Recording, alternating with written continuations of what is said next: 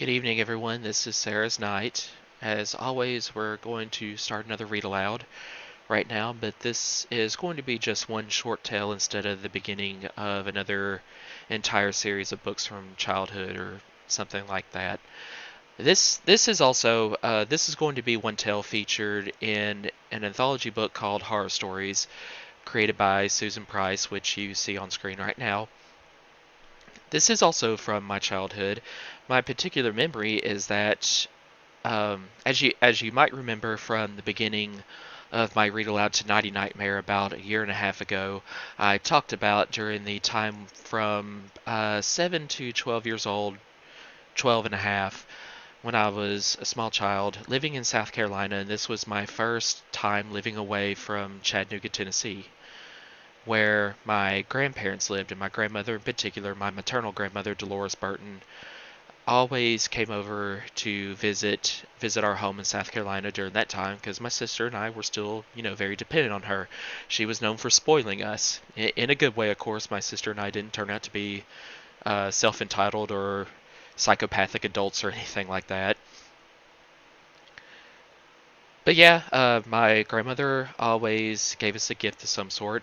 One thing in particular she did during pretty much every visit was take my sister and I to the mall, and we could each, get a couple of gifts from, my sister's thing. Being a girl was the clothing stores and probably the music stores. Had no interest in them at that time, and me being a boy, I was, my thing was the bookstore and the arcade. So during one of these trips to the bookstore, my grandmother got me this one. I think this happened when I was 11 years old, so in sixth grade. And probably the reason this tale that we're going to go over in this video, The Boy Next Door by Ellen Emerson White. The reason this is probably my favorite one in this entire collection, and I still remember so fondly, was because I could just picture the scene so well as as I'm reading the story. And in my imagination, the scene took place in particular, because the story takes place in an ice cream shop mostly. I was imagining in particular um, another place I remember fondly from my childhood because it involved memories with my grandmother. It was the Baskin Robbins location on East Brainerd Road, which is near my grandparents' house in Chattanooga, Tennessee. Whenever I was over there in Chattanooga, this was a place my grandmother took my sister and I to often. So I'm picturing the story taking place in that particular ice cream shop, I guess. And again, the story is written so well that I'm picturing the characters and their dialogue so vividly. So this is child appropriate. Don't get me wrong. So any younger kids in my audience whose internet usage is being monitored by their parents, I assure you, there's a story more of a thriller about kind of possible real world dangers.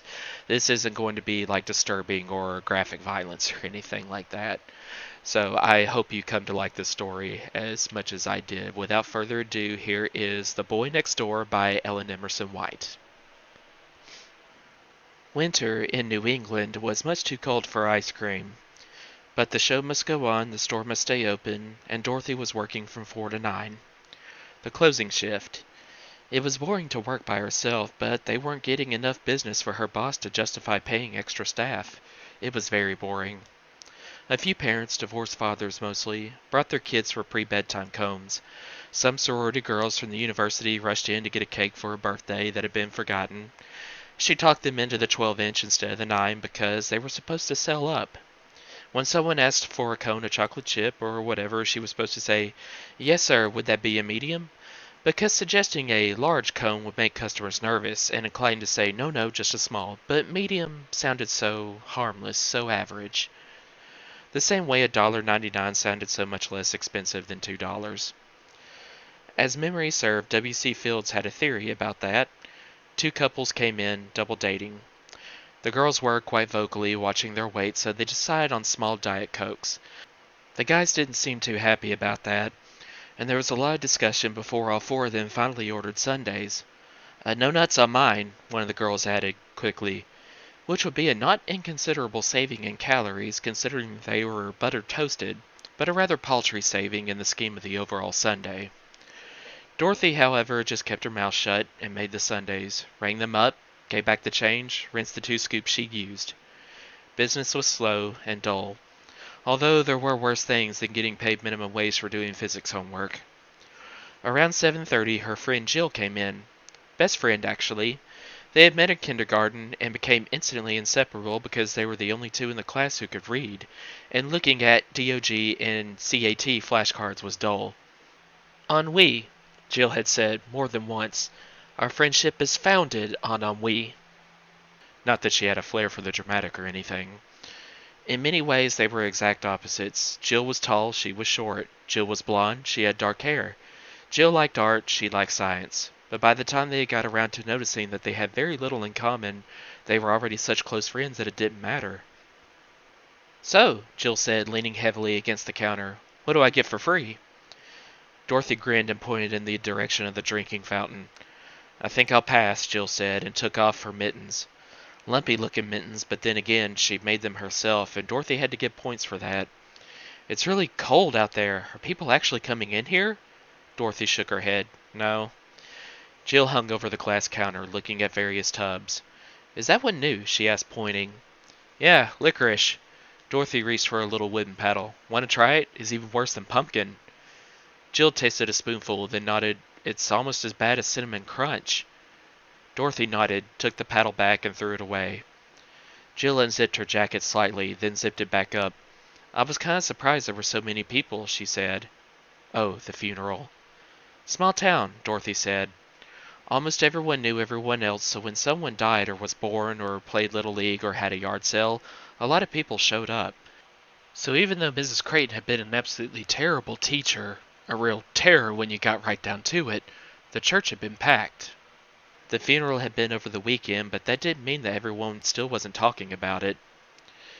Yeah, Jill said and frowned. I'm just always surprised. I mean, no one likes you when you're alive, but then you die, and suddenly everyone's lining up to give eulogies. It's strange. Dorothy nodded. Very strange. I really don't like funerals, Jill said. Dorothy nodded. No argument there. Well, Jill straightened up. Think you'll get out of here in time for Miss America? Dorothy looked around the empty store. Unless I get a rush. Right. Jill grinned and also looked around. Well, if you do, come by, or call me up. I have a feeling it's Miss Rhode Island's year. Highly unlikely. I'm going with Pacific Northwest, Dorothy said. Miss Oregon, maybe. Not that she had really any idea of what any of the contestants looked like, or really even cared much. Not a chance, Jill said, unless they have really good talent. She paused. I can't remember why we wait all year to watch it. Well, it wasn't for the baton twirling.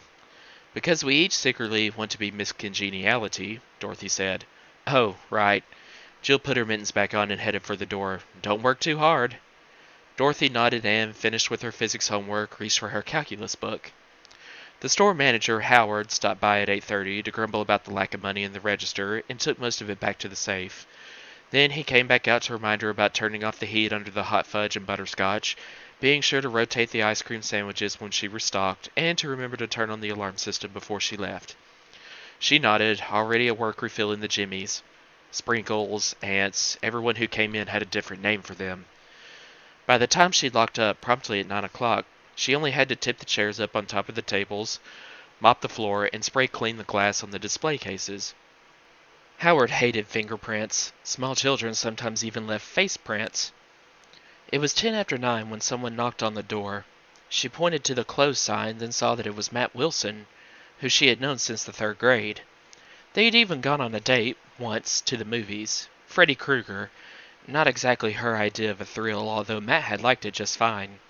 She had kissed him pleasantly good night, and since then they had treated each other with mutual vague disinterest. Had some of the same classes, ended up at the same football parties, said hi if they ran into each other at the mall. Other than that, they rarely spoke. She didn't particularly want to let him in, but if she didn't, it was the sort of thing that would get around school, and everyone would think she was a... Do you really care what people think? Jill would say. And Dorothy would probably answer that she did more than she didn't. Besides, it was pretty cold out there. "Hi," she said, unlocking the door. "I kinda have to close up." Matt nodded, coming in. Since she remembered him as a skinny 10-year-old in maroon tough-skins jeans, it was always sort of a shock to realize that he was 6 feet tall now, had a much deeper voice, and possibly even shaved. Hard to believe it was the same guy who had thrown up on the bus, all over the bus, when they had gone on a field trip to the aquarium in the 6th grade. "You want anything?" she asked, before I finished scooping down. She went back behind the counter, and back to the chocolate walnut fudge, which was frozen rock solid and unyielding. "They make you work alone?" he asked. "Well, we aren't exactly thriving lately," she said, gesturing toward the empty parking lot. Well, empty except for her parents' station wagon. Matt nodded, looking around, shifting his weight from one high top to the other, looking around some more. Call her prescient, but she was getting a bad feeling here. Matt," she said, "I can make you something fast, but then I really have to lock up." Now he looked at her, and his eyes seemed a little funny, too bright or too something, jumpy. "I want to see what it's like," he said very quietly. "Make that a very bad feeling." "Oh yeah?" she said. "The thing is, my manager's going to show up, and if you're in here, I'm going to get in trouble." He shook his head. "Come on." She started to move out from behind the counter again. "I don't want to lose my job." He shook his head. "I saw him. He already left." He'd been watching. Great. And her car was the only one out there, so he must have parked it somewhere else. Must have been planning this. Whatever it was. She glanced down at the little metal ice cream spatula she was holding. It wasn't much as weapons went, then glanced in the direction of the wall phone. A good 15 feet, and it had a dial, not push buttons, so it would take her longer to get an operator. Well, gosh. Time to be distracting. After all, she'd known the guy since 3rd grade. How dangerous could he really be? "Matt, if you don't take off," she said, "I'm never going to make it home in time for Miss America." He just looked at her. "And neither are you," she said. He didn't say anything. "Keep talking." "Well, okay, I see your point," she said, nodding. "You probably already missed the swimsuits." He looked at her with very little expression. Slight eagerness, maybe. "Open the register." She stared at him. "What?" "Open the register," he said. This was scary, but this was also weird. "What do you mean?" she asked. "There's almost nothing in there. No one buys ice cream in weather like this." "Open the damn register," he said. "Oh, and give you the whole $20?" she asked, "if there's even that much." His fist came out unexpectedly and knocked the glass donation jar off the counter. It landed with a shattering crash, change rolling all over the floor. Which was scary, but it made her a little mad, too. "That's for crippled children," she said. "You're really going to take money from crippled children?" He looked at her with the same strange, blank expression. "On top of which," she said, "I just swept." He came over the counter with an easy athletic motion, landing right in front of her. And, under the circumstances, it occurred to her that 6 feet was pretty big. A good 10 inches, and at least 80 pounds bigger than she was. The small metal spatula probably wasn't going to tip the odds. Not that it wouldn't be worth a try, but she would keep it as a trump card. "Matt, this is really weird," she said. "Are Nikki and Fred and all those guys outside and you're all just pulling my leg here? Because I really want to close up." He reached into his jacket pocket, expensive Gore-Tex, and brought out a gun. A handgun, which he pointed at her. "I want to know what it's like," he said. Well, this was just going from bad to worse, wasn't it? "Why don't you help yourself to the 20, she said, indicating the register. "Take the money for muscular dystrophy, too. In fact," she pulled a $5 bill out of her jeans. "Take this. Get yourself a couple of Big Macs." He didn't even seem to hear that, holding the gun, and smiling slightly. "I've always wanted to know what it's like," he said. This had moved beyond weird, past ominous, and straight to dire. The thing to do was to stay calm. "I don't know, Matt," Dorothy said, putting the $5 bill back. "This is turning into a bad after-school special, know what I mean?" Since he was just standing there smiling, he probably didn't know what she meant. Okay, time to go into a holding pattern. Since she really was not enjoying looking at the gun that might or might not be loaded. "Well," she said, "I think I'll—" He stuck the gun into the back of her uniform shirt. "I think you'll shut up." Okay, she shut up. I'll take the money, he said, and twisted the spatula out of her hand. It fell into the ice cream case, out of reach. After, to make it look like a robbery. Okay, she said, checking the quiet street outside. Since everything was closed, there wasn't much reason for anyone to drive by, even one of the few town police cars. But you better hurry, because my father's going to be coming to pick me up. He jabbed the gun into her back, then pointed with it at her car, out in the snowy parking lot. I know, she said. Dead battery. He jabbed her harder with the gun. Shut up. Well, it had been worth a try. She shrugged and shut up. There was going to be a point at which she was going to have to take this situation a little more seriously, start panicking, but she wasn't there yet. This was, after all, a guy who had always tried and failed to cheat off her in 8th grade earth science. I'm going to kill you, he said. There was her cue to take this seriously. See, his smile widened a little.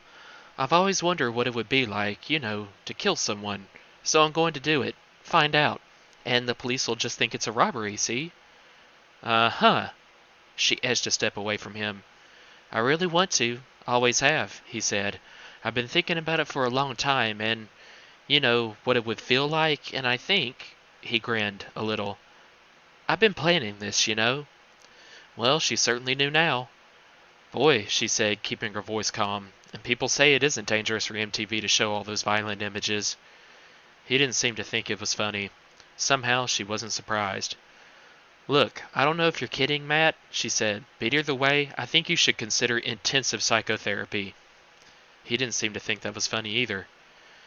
Okay if I sit down for a minute, Matt, she asked, considering how long we've known each other. Sure, he laughed again. We got at least 30 minutes, an hour, I figure, before anyone thinks it's funny the lights are still on in here. It would also probably be that long before her parents got worried enough to call, or show up.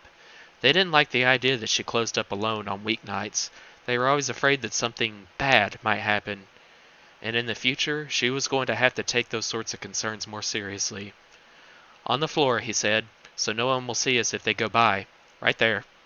He indicated for her to sit down against the counter, and then he sat down too, looking pleased with himself, his back resting against the soft ice cream machine.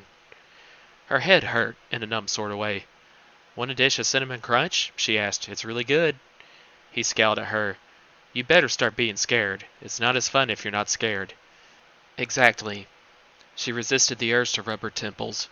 So, if you're a robber, how'd you get in? Would I really have opened the door? He gestured with the gun. I'll break the glass on my way out. Oh. Wouldn't I have heard you? She asked. I'll turn the radio up, he said. Oh. See? His eyes brightened even more. It looks fun when they do it, when you see films of it and all. So I want to see what it's like to do it. What had he been doing? Sitting at home watching reenactments on America's Most Wanted? Taping shows like that so he could watch them over and over? He seemed so normal, the neighbors would say. So polite. The boy next door. Shouldn't you work your way up? She asked. Start off by, I don't know, throwing rocks at seagulls? He smiled. I killed a dog. Oh. She rubbed her hand across her forehead. Thoughts about aspirin. But, I didn't feel anything, he said.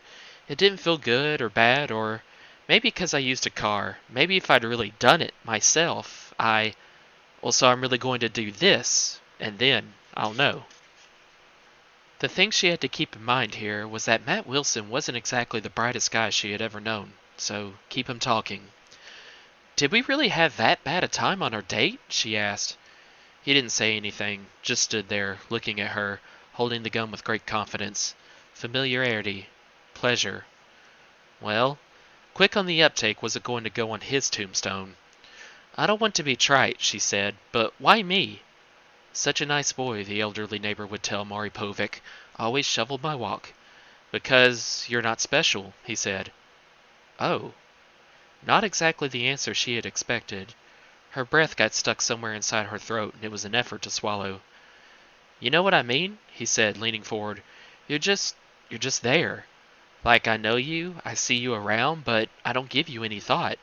Like, if you weren't there, I don't think I'd really notice. He frowned. I don't think anyone really will, after the first couple of weeks, or maybe not even that long, The feeling's mutual, she said stiffly.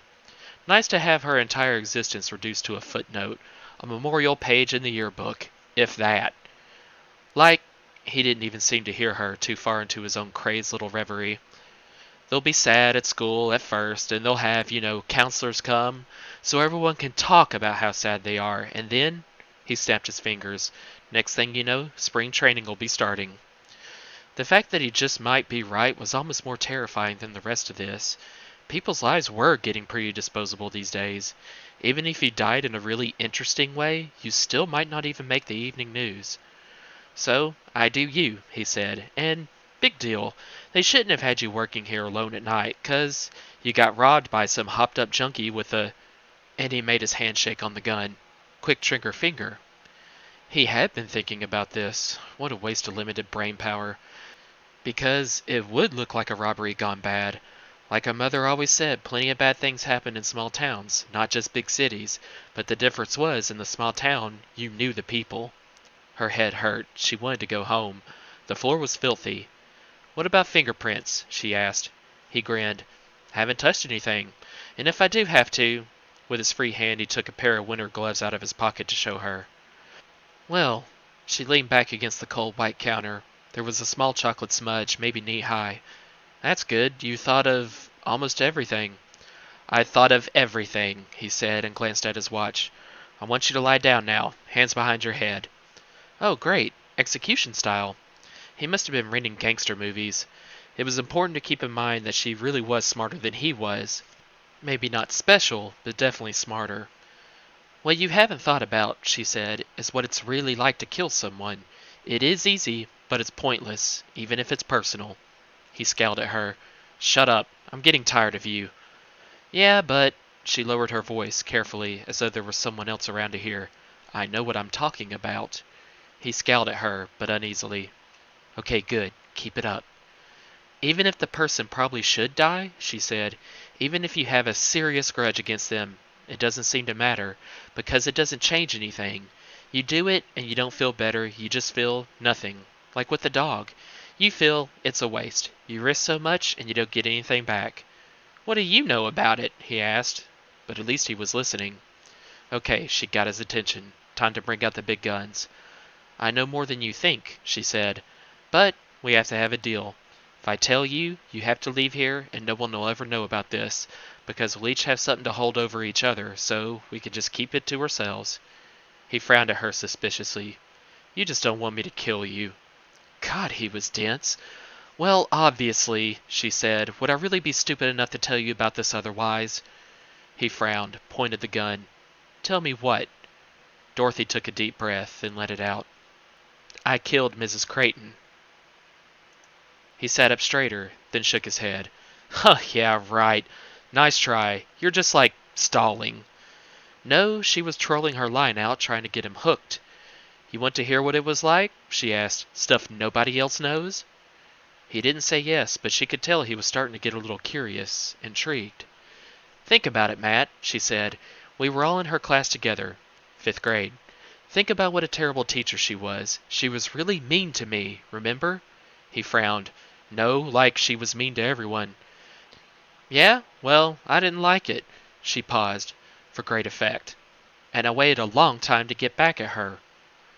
It was quiet for a few seconds, the hum of the freezer sounding loud. She was in an accident, Matt said. Just a dumb accident on the ice. Dorothy nodded. That's right. I wanted it to look like an accident, the same way you want this to look like an accident. Hooked, or still just nibbling at the bait? He glanced at his watch, then looked back at her, grinning. Okay, he said. Let's see how far you can take this, huh? Hooked. First, promise not to tell anyone, she said. He laughed. Like I'm really going to tell anyone what you said while I was killing you? Okay, so she wasn't making as many inroads as she thought.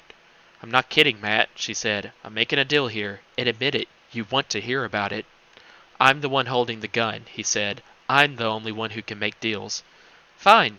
She folded her arms across her chest. Go ahead and shoot, before you run out of time. He shook his head, looking very amused. Stupidly amused. No, I want to hear about your big wow murder plot first. Well, it was the only hand she had, so she might as well play it out. Go for broke. You know how the road curves there? She said. Everyone in town knew about that curve. Above the ocean, and that's the way she would have to drive to get home. And, well, I know what her car looks like, right? Same way you know that's my parents' car out there in the parking lot." He frowned, but he was still listening. No matter what a story was about, the important thing was to tell it well, with conviction. "So I waited," she said, "in the bushes there just around the curve. More than one afternoon, if you want to know the truth. Because she had to go by, and I figured the best time was right after dusk." He shook his head scornfully, but didn't, she noticed, interrupt. "So no one would see me, and so she wouldn't have time to react." She was getting a little stiff and would have stretched, but didn't want to do anything to distract him. "It's a funny thing about that curve," she said. "It really is dangerous, but everyone always drives pretty fast around it. I guess because they know it's there and don't think about it much. I mean, I go fast around that curve, don't you?" He nodded, then frowned and pointed the gun. "Play it out." "So I waited," she said. "I had a pretty good view, because I wanted to be able to see her coming in plenty of time. And I was trying to think, how could I be sure she would turn out of the way fast, be sure she'd go right over on the rocks there?" He wasn't looking at her now so much as watching her. "Because I was only going to get one chance," she said. He watched her. "A baby carriage," she said, and paused. "I don't care who you are, no matter where you are, even if it doesn't make sense. If you see a baby carriage come out in front of your car, you're going to try not to hit it, right? Makes sense, doesn't it?" Matt nodded a little. "Right," she said. "Press on."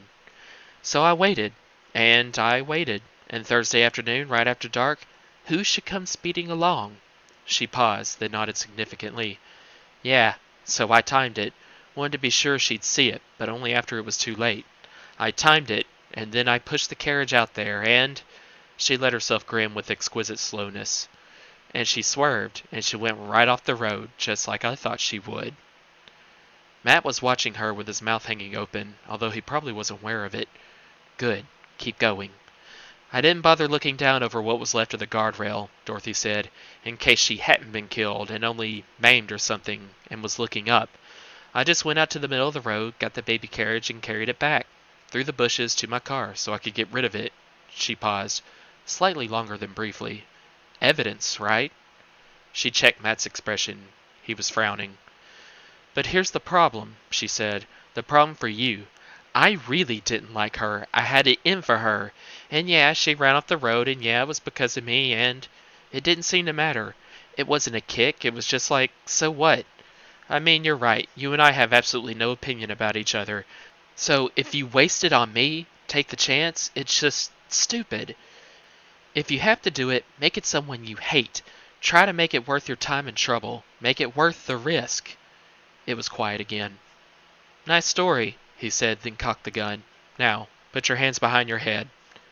She really thought she'd had him going there. "I can prove it," she said as he started to get up. He stopped. "Because," keep that brain working quickly, "even when you're sure you thought of everything, you haven't." He eased back down, but kept the gun cocked. "So, prove it." "She hit the carriage," Dorothy said. "So at the police, or, I don't know, whoever checked the bumper, they'd find paint or metal chips that weren't from the guardrail." He shrugged. "So?" Slapped down the last card, full force. "I'll tell you where the carriage is," she said. "So if I went to the police and said you came in here and threatened me, you could easily tell them I was lying about it because you knew about Mrs. Creighton." He narrowed his eyes at her. "It's perfect," she said. "This way, we're both off the hook. We can both go home and pretend this never happened." "Yeah, right," he said, "like I'm going to fall for that." Yes, he was. "I threw it off the bridge," she said, "up near the point, because even when the tide goes out and it's just marshy, there's just so much junk down there, I knew no one would notice." He frowned, but indecisively. "I know you're lying." "We can drive up there," she said, "after school tomorrow. I can show you." She almost had him here. She could feel it. So she paused again. "And if you want," she paused again, "I'll tell you about the others." There was no question but that his eyes widened. "The others?" "Hook, line, and sinker." "Seemed to me," she said, "that there's been more than one accident in this town in the last couple of years." Remember to pause. "I can tell you all about them." "I know you're lying," he said, but without much assurance. She shook her head. "No, you don't. Admit it. You know I'm telling the truth." He looked at her, studied her. "You know I am," she said quietly. There was another long silence, and then, finally, he nodded. Next stop, National Poker Championships. Yeah, she said, I'll tell you all about them, and then maybe you and I can do another. Together. He looked at her, started to grin. What the hell, she said. Maybe it would be more fun that way, if you had someone to share it with. The phone rang suddenly, and they both jumped. What's that? He asked nervously. She checked her watch. My parents, because I'm running late. The phone rang again. Look, get out of here, she said. You can't do anything now because they'll know it wasn't a robber. Get out of here and we can talk at school tomorrow. The phone had rung again, and then again. Go, she said. Don't be stupid. A fifth ring. He nodded, getting up, and she got up too, answering the phone. Indeed, her mother. Oh, hi, Mom, she said. Yeah, I was down in the basement getting straws and napkins and all. She motioned toward the door, and Matt nodded. Tomorrow, he said. She nodded, he nodded, and he left. Left. All right. Nice talking, Tex. She explained to her mother that she was still cleaning up, was almost done, and got permission to stop by Jill's to watch the end of Miss America. Then, once she hung up, she went over and locked the door, took the keys and put them in her pocket, lowered the lights. She should probably call the police, or have told her mother, but tell them what? That the right tackle on the football team suffered from psychosis, had a violent fantasy life, was just plain wacko? That he'd broken the muscular dystrophy jar? That he had. All she wanted to do right now was get out of here. Then she could worry about how to handle the situation. She swept up the glass and pennies, left a note for Howard that the jar had fallen, and put the change in an empty box that once held cans of whipped cream. She took up the chairs, mopped the floor, turned the lights off, and turned the alarm on. It was 10:15. Seemed later. She went out to the parking lot and sat in the car. Sat, taking deep breaths, seeing her hands still shaking with reaction trembling. That had been scary. Really, really scary. Unbelievable, in fact. And she wasn't quite sure what to do. If she should just go home, or... She started the car and pulled out of the parking lot, driving slowly and cautiously on the ice, headed toward Jill's house. Jill's little brother, Timmy, let her in. You're late, he said cheerfully. You missed the questions and answers section. Dorothy nodded. Yeah, I know. She in the den? Yep, he said, and offered her his bag of Doritos. No thanks, she said, and headed for the den. Jill was sitting in there alone, wearing her reading glasses, her French book open, and completely ignored, on her lap. Hi, she said. Dorothy nodded and sat down in the easy chair. Miss Nebraska had a really nice gown, Jill said. Dorothy nodded, trying to figure out exactly how to explain what had happened tonight, exactly what to say. But her hair was stupid. Jill glanced over for a second. You all right? Yeah, No. Tonight, while I was closing up, she should just start. Tell her the whole twisted story. Look, she held out her breath. We have to do it again. Now, Jill looked away from the television. What? Yeah, Dorothy said. Jill glanced at the television, then took her glasses off. We can't. She was going to be the last one. Yeah, I know, but... Dorothy sighed. This will be the last one, okay? Jill sighed, too. You sure? Dorothy nodded.